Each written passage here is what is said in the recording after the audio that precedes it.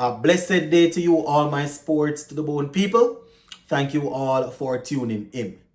So, in this one, we're going to take a quick look at how things went on day two in that first test match between the West Indies and England. Now, basically, the same thing that happened on day one.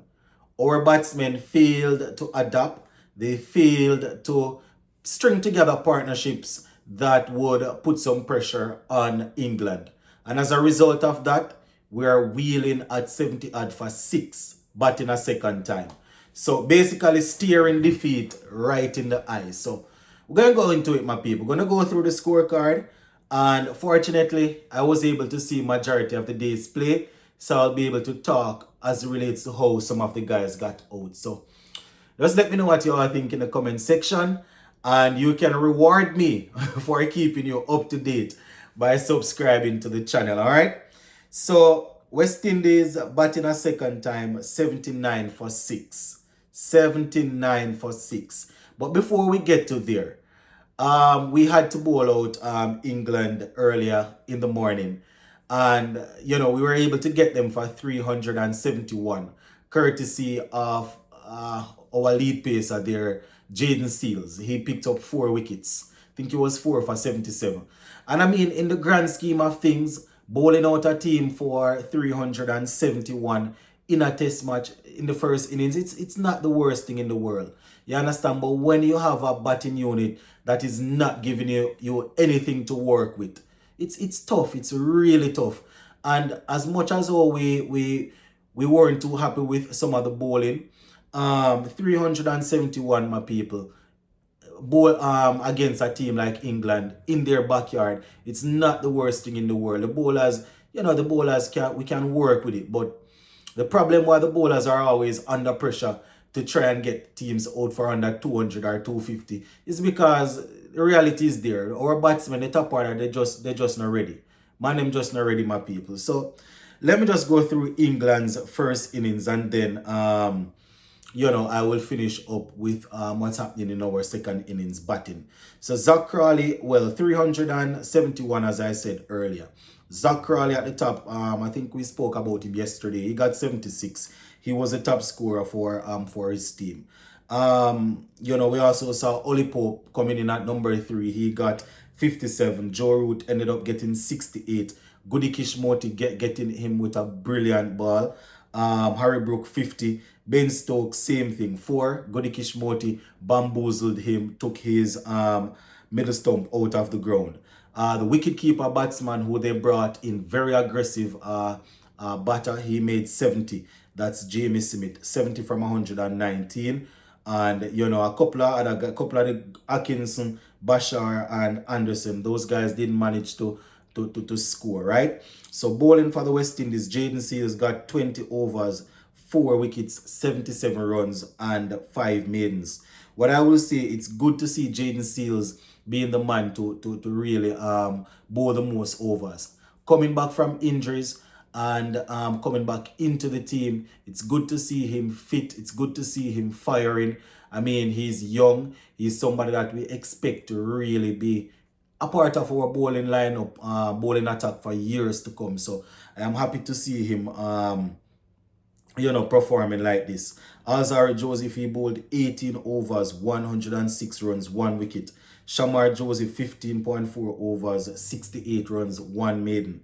Jason Ola, 18 overs, 2 wickets, 58 runs. Goody Kishmoti, 16 overs, 41 runs, 3 maidens, 2 wickets. Craig Brathwaite bowled 2.2 overs for 6 runs. So majority of the bowling there done by the seamers, right? Jason Hola, Alzari, Jaden Seals, Shamar Joseph, they're doing some work with the ball for us.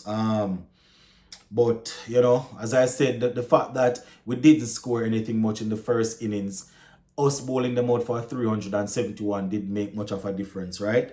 And when we went back into bat, wickets just fell at regular intervals, right? We had a couple of partnerships, couple of guys looked good. Louis once again looked solid until he was outfoxed by Ben Stokes, using the angle, getting him to play at a ball that he didn't need to play at. He was leaving those type of balls throughout his innings until Ben Stokes came into the attack, right? So Louis there, as I said, he looked good until he was outfoxed. Craig Brathwaite 4 from 26, another waste of time innings from the captain, right? Anderson, once again, I think this is like the eighth time in his career working him out and just knocking his stump over. You understand? It just not look good, my viewers and subscribers. Playing at the ball, basically missing it. It just not look good. It don't look good. The senior batsman in the team, the captain, and you keep on getting the same bowler keep on getting you out the same way. But that not look good, man. It not look good. Louis 14 from 49, 2 overs. You understand? He was unable to score as quickly as he did in the first innings, but he looked good. He didn't look too bad at all. Technically, he was good. Looking at him, he's somebody that can say, with experience, returning to England another time, he will probably be more prepared. You understand? With more games under his belt, he will be able to better judge certain balls and stuff. Kirk McKenzie, he didn't score. He was removed without scoring. You understand? LBW to Ben Stokes again. Alec Arthur is 22 from 47, 4 fours. Looked comfortable, played some good shots until he was drawn into a shot that he didn't need to play. I think it's his second time. The first innings was the same thing. He looked good.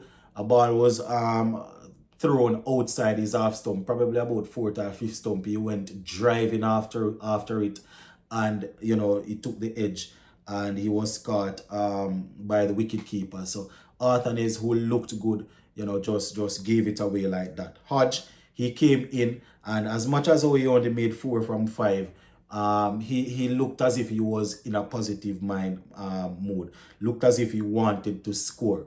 You understand? It just so happened that the shot that he played that got him out, that ball wasn't there for that shot.